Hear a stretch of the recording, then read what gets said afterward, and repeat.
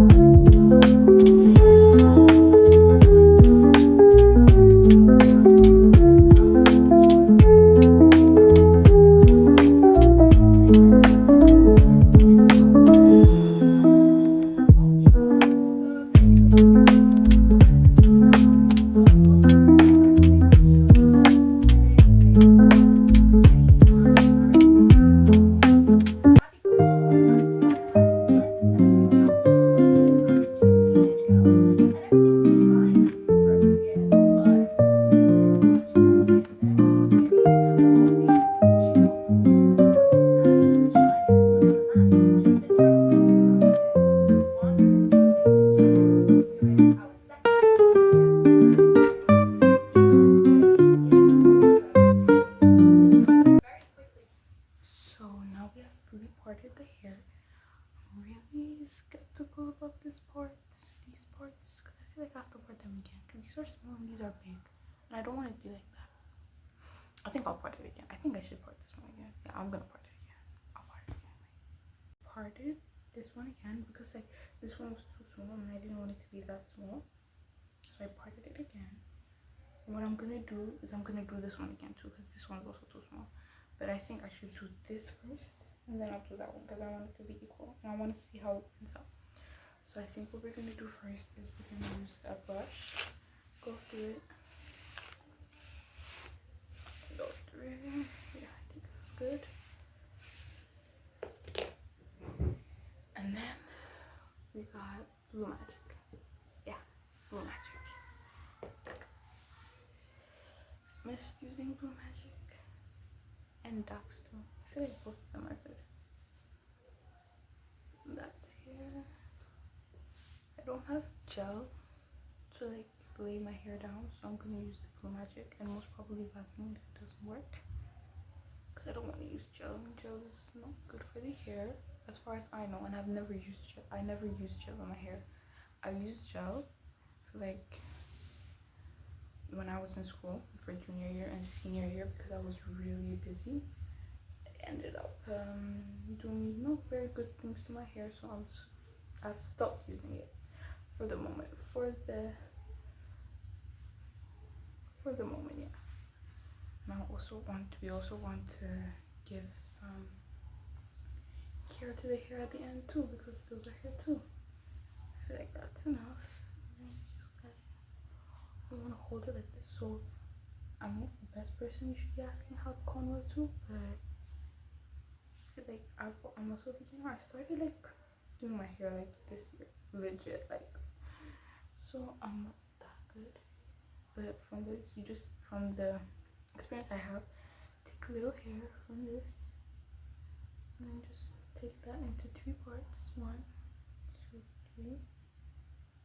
And then you gotta keep the cards clean, because if these are not clean, then you won't look good.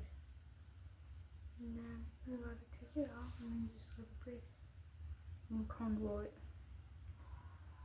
Didn't hold it properly.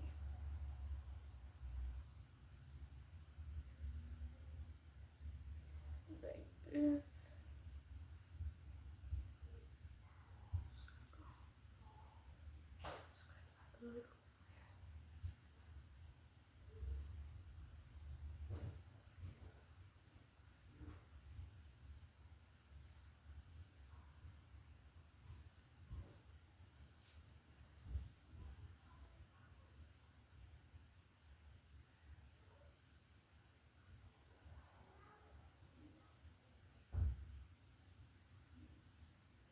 try to add more hair as you go.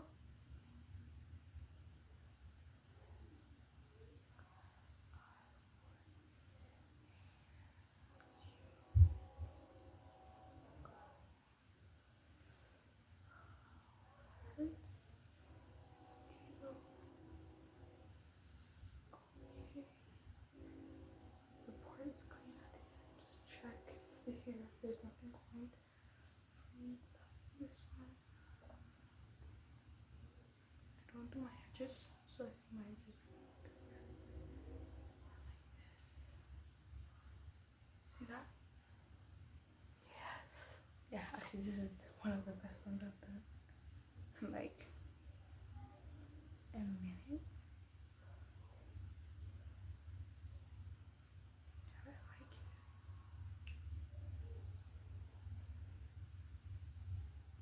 Yeah. Let's go to the next one.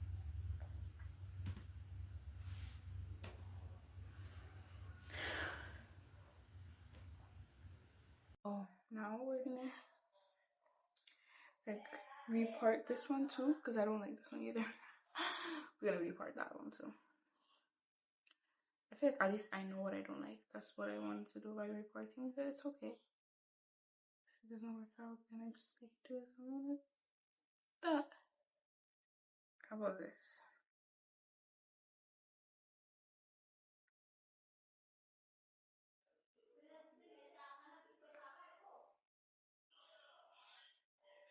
Okay, this is nice. I feel like this is one is gonna be bigger than that one. But same thing. We'll see. If I like this one better, then I'll redo this one too. You know, it's a process of trial and error, and I'm trying, and having too many errors. It's okay though. It's okay.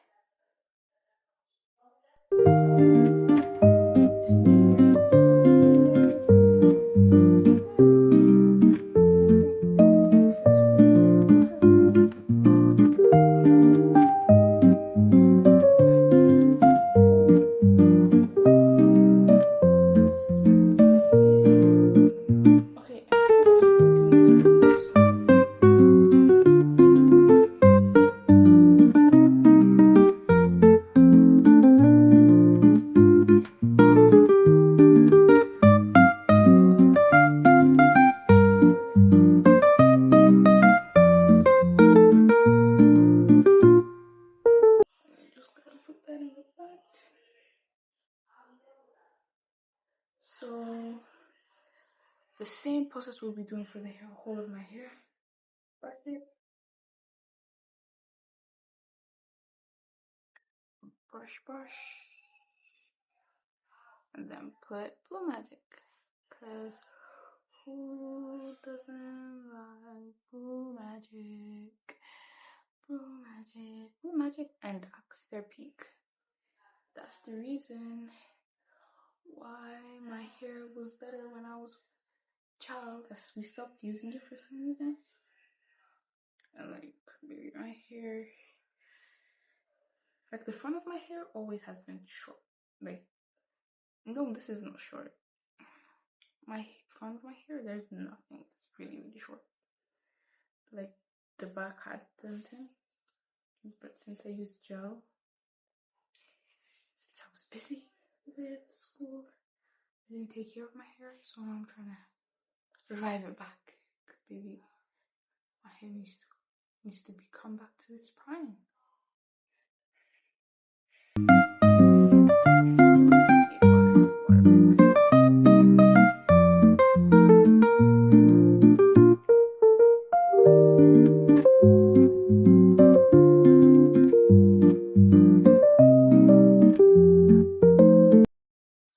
Take this one, and when it's too small, I just put more.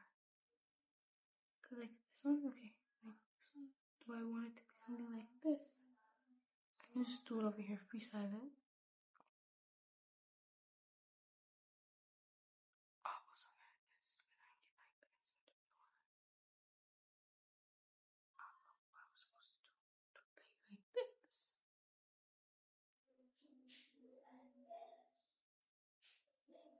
Or do I like it like this? Okay, I feel like this is better.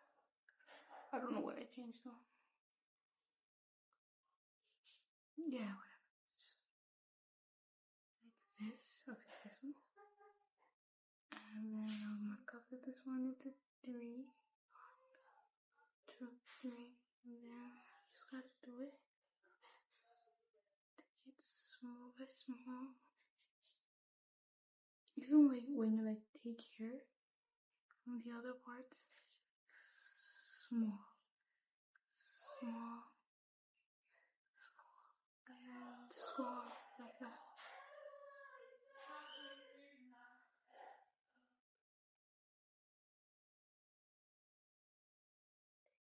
So, just go like this. Just now. Get small. Just go beside it.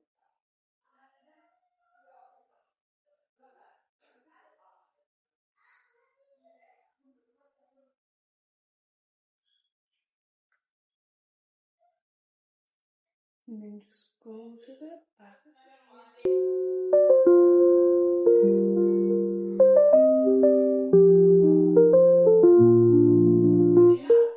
Yeah?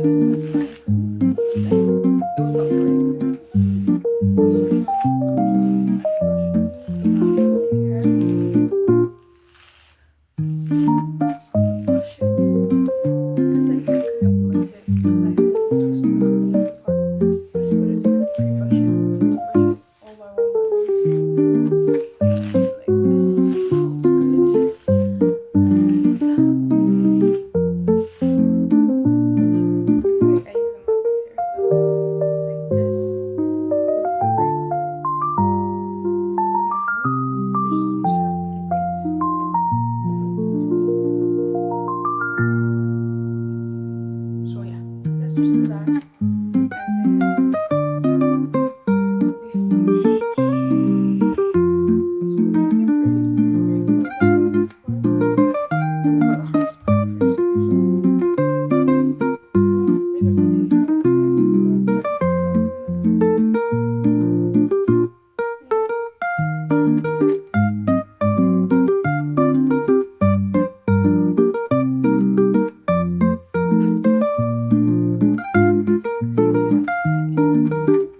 Okay, I'm just making a new hairstyle. This is so cute. This, I like this hair. Ah, I forgot this. This is my hair, by the way. Yeah. Let me do my braids. Let's do my braids.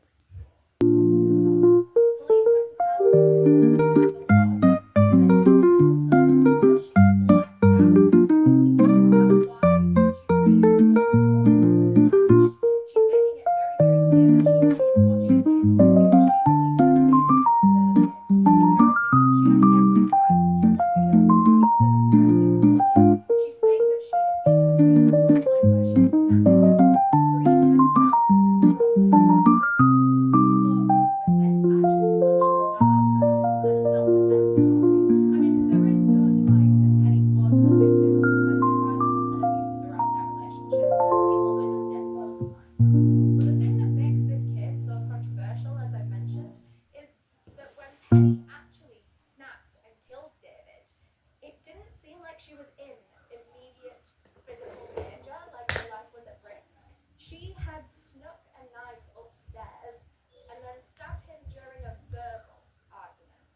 And it's a common opinion that murder in self defense should only be classed as such if the person acting has a genuine threat to their life in that exact moment. But according to Penny's own account, her life wasn't at risk that night. And even if it was, it's not to say that you can turn around and murder someone if they're threatening your life. An effort should first be made to immobilize the aggressor, not kill them. But self-defense pleas and exemptions exist because in a life or death situation, a victim probably wouldn't have the time to make a precise calculation of where to stab the aggressor to immobilize them just enough but not kill them. It's not realistic, and sometimes in those situations, people die. You fuck around and find out, I guess. Don't threaten someone's life. But all this to say, Penny's life wasn't actually at risk in the moment that she committed murder. Even when she was safe and locked up in the police car when they'd already got there and found her, she's begging them not to save him and lamenting that she hadn't finished the job. She plain and simple wants him dead, no matter if she is safe or in danger. And she believes that she's justified. But many people have a problem with the fact that she didn't really seem to try any other options to free herself from this abusive marriage first. Many people in domestically abusive relationships do not have options. They have been isolated by their abuser to an extent where they don't have friends or family to call. And when I say that they don't have options, I don't actually mean that because be aware that there are helplines, there are refuge centres, there are charities. There is help out there for you. But I mean more in the case of like, just friends and family. A lot of people that are victims of domestic abuse have been cut off from all of that. But that wasn't the case for Penny. There were other options at her disposal to escape, but she went straight to murder. And you know what? I don't want it to sound like I'm saying, oh, well, why didn't she just leave him? It's never that easy for victims of domestic abuse. But it is a bit mad to try nothing else before reaching for a knife. Penny was so willing to take any punishment that would be handed to her because, at least at this point in time, straight after she killed him, she thinks that being rid of him is well worth any potential consequences of her actions. 8 months after the murder, in October 2021, Penny Jackson's murder trial began. The prosecution argued the case that Penny had confessed to murder, and she had lots of times on video, on the 999 call, and the amount of sarcastic comments that she had made, like in the body cam footage, alongside comments about how she hopes that he doesn't survive. Basically, there was just a hell of a lot of evidence for the prosecution to argue their case that this was murder in cold blood. she obviously had. But they were going to try and argue that it should be considered manslaughter as opposed to murder. Their defense lied in the fact that Penny had been abused and worn down consistently for years, to a point where she eventually lost control of her actions. She acted in what would be considered an irrational way because of the compounded mental stress of years of abuse and coercive control. Let's also not forget how many instances of physical abuse there were as well. Everything I said before about him punching her and kicking her and strangling her, literally raping her. It was also noted that Penny had bruises on her arms when she was arrested after the murder that seemed to have come from that night. David was consistently abusive, and even if Penny's life may not have been in danger in that exact moment that she stabbed him, she was constantly in a fight or flight, life or death kind of thinking pattern. Bear in mind how much she has been conditioned over the 2 decades that she's been married to him to accept violence as a normal thing in their household. It's become normal and a common way for him to express his anger and upset. He does it to her all the time. But going back to that phrase that I mentioned earlier, coercive control, it's a relatively new concept that I feel like not enough people are aware of yet. At CrimeCon in London this summer, my team and I watched a few different talks on coercive control because it was such a big thing this year. There are so many cases, actually so many cases similar to Penny's, that end with the abused partner, the one that is coercively controlled, murdering their abuser. And in many other cases, the victim that snapped and committed the murder didn't have an immediate threat to their life in that moment, just like Penny, although they may have had a threat to their life in the past at some point in the relationship, which I would also say that Penny did. This man held a knife to her throat and his family members had to wrestle it away from him. My point is that coercive control is more about the compound abuse over time, making a victim feel like they are trapped in that situation and like their life isn't worth anything anyway. They start to think that maybe it is worth throwing what little they feel like they have away just to be able to kill and be rid of their abuser. So what is coercive control? Let's break it down actually. It is a pattern of threats, abuse, control, humiliation. It's consistent psychological abuse over a long period of time. It's usually mostly verbal, but So this is the hair. I like it, but you know what I want to do is that I forgot. So from inspo pictures, I saw them again. Like she leaves some air out over here, over here, over here, and over here, and I want to do that. So I'm gonna do that now when the TV's out, and then I read these cornrows 3 times. Crazy, but I really want to make it look like the inspo pictures, so that's what I'm gonna do. Yeah, let's go and do that.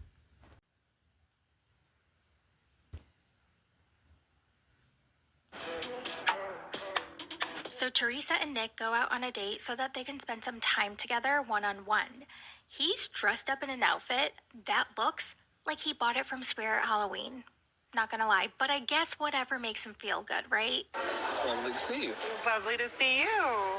Thank you for joining me this evening. You're welcome. Thank you for joining me. So at the date, she confesses to Nick that she's had feelings for him for a super long time. That was the hardest part to do for me, was be like, Nick, this is how I feel. Because we were the homies for so long. And when they first became friends, she was in a monogamous relationship with another man, but she caught feelings, but she just couldn't, she like had to suppress them. I'm not sure if it's obvious or not, but I'm pretty full of myself. Got a pretty high opinion of the person that I am. Wow. You know what? Actually, I admire his delusion. Give me some of that. I thought this part was a little confusing. He says even if Teresa had given him all the signs that she liked him, he must have just disregarded it, knowing that it was just him with his huge, super confidence and ego. I would have disregarded them as just the way that I look at myself, and so I just would dismiss it.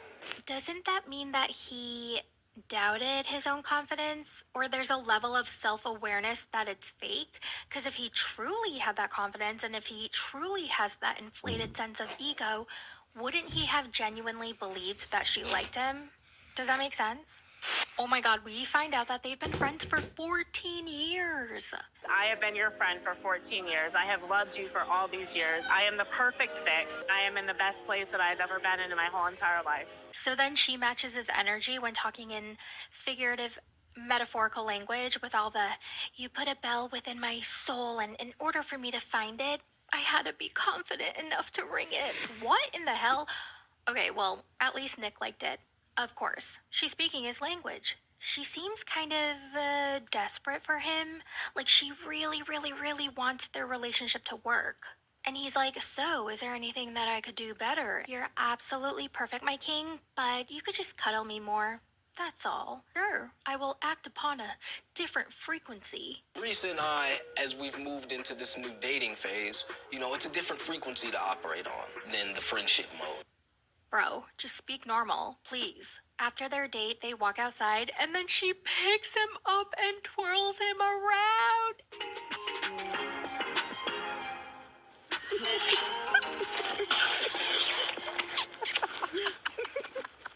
I'm sorry, I died.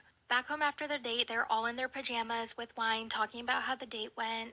Teresa wants to add someone else to the family, and they're like, whoa, whoa, whoa, you just got here. And she's like, yeah, but I just want to show my commitment to you guys and this family. I'm ready to legally marry another sister wife. I am excited to add another person to our circle.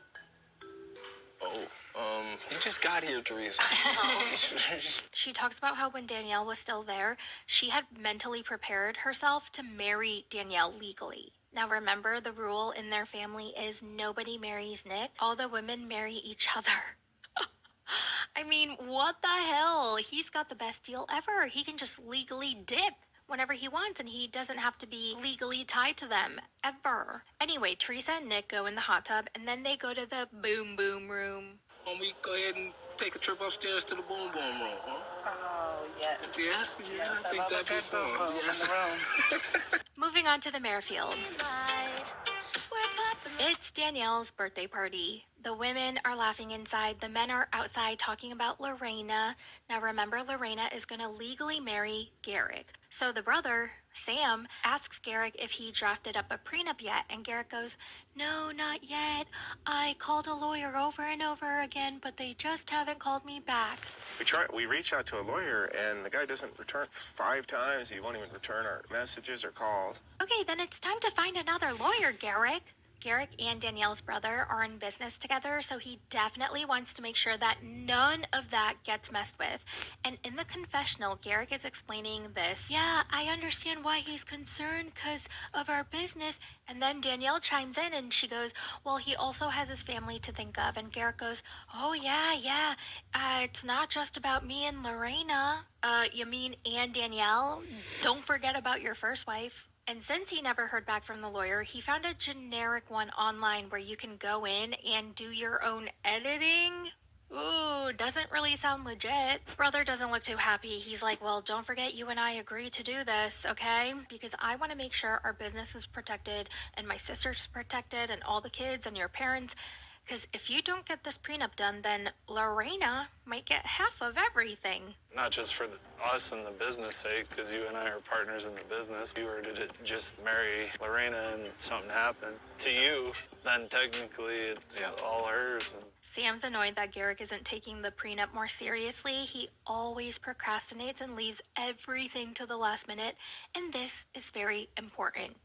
90 days just goes by quick. Sure.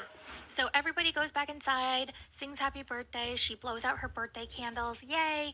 And even though it's Lorena's first night in America and usually Garrick would spend the night with her, since it's Danielle's birthday, Lorena insisted that Danielle spend the night with him. So she took her up on that offer and Garrick did his very best to look happy. Now that Lorena's here, Danielle has to move out from the master bedroom that she shared with Garrick and into the sister room. This is so effing weird because she's essentially being kicked out, like being demoted. So as she's moving out all her stuff into the sister room, she's realizing what's actually happening. It's no longer her and Garrick anymore. They've been together for 17 years. Now there's another woman. I've been thinking we probably need to work out a schedule with changing the sheets. Ew. She's trying to keep her spirits up She's trying to be positive, but when they're in Garrick and Danielle's closet to move out all her shit, all of a sudden hits her. As she's taking her stuff out, she cries, and Lorena is so sweet and supportive. I'm not sure what to bring. Totally understand, especially because you always kept your things here in the room itself. Honestly, I feel like she's very different from the previous ones because Roberta and Natalia, you kind of got the sense that they wanted Garrick all to themselves, but Lorena is super sweet. She wants that sisterhood so far. Oh my god, it could not be more clear that Danny does not want to do this, but she's just trying to appease Yesel. So they finally set some boundaries. They make it clear since she was super thrown off by him already being on the apps without telling her. This isn't the first time he's done this. He's seeked before. He's been on dates without even letting Danny know, like until last minute. And it kind of sounds like he was. I literally just put in a ponytail while I was about to sleep, but baby was not there. But they are just to put these ends. I feel like these ones are supposed to be coming up like really deep. But I have gel, so I'm gonna put that on still for the gel now. So pretty with that.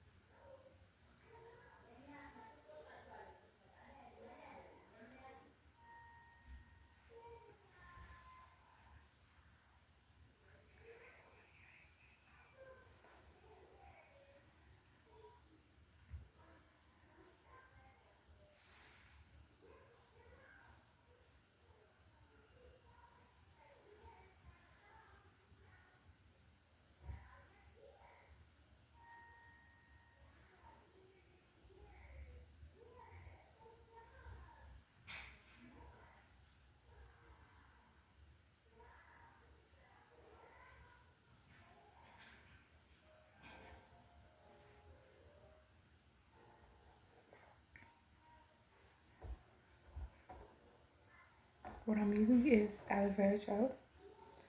I don't really use all that aloe vera gel. Yeah, I really. This is my first time using it, and it's good. Yeah, it's good. I like it, like girl. I'm giving. Got the hair. I was thinking of putting flexi rocks in my hair, so I think I'll try it next. I think I'll try that once I really like